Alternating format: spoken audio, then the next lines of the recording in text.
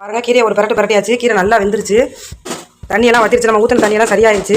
இந்த கலர் மாறாமல் கீரையை வேக வைக்கணும். இதில் பருப்பு போட்டு வச்சாலும் அது ஒரு டேஸ்ட்டாக இருக்கும். பருப்பு போடாமல் இப்படி வைக்கும்போது இந்த கீரையோட டேஸ்ட் மட்டும் ரொம்ப சூப்பராக இருக்கும். அல்டிமேட்டாக இருக்கும். நீங்கள் இது மாதிரி ட்ரை பண்ணி பாருங்கள். இது வெந்தோன்னா தாளிச்சு கடைய வேண்டியதான். பரட்டியாச்சு. நீ மூடி வைக்க வேணாம். அப்படியே நம்ம எடுத்து தாளிக்க வேண்டியதான். வெந்துருச்சு கீரை. அவ்வளோதான், வெந்துருச்சு கீரை. நம்ம கொஞ்சோண்டு ஊற்றினா போதும். கீரைக்கலாம் என்ன ரொம்ப ஊற்ற வேணாம். ஈஸியான மெத்தட். கடவுள் பருப்பு போட்டுக்குவோம்.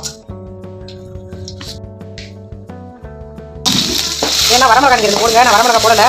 உரப்பு ஒத்துக்காது போடல. நீங்கள் வேணா வரமிளகாய் போட்டு கீரையை கரைச்சிட வேண்டியதான். உப்பு போட்டு அவ்வளோதான், வேலை முடிஞ்சிச்சு. நம்ம சேனல் மறக்காம சப்ஸ்கிரைப் பண்ணுங்க guys. லைக் பண்ணுங்கள், ஷேர் பண்ணுங்கள். தேங்க்ஸ் ஃபார் வாட்சிங்.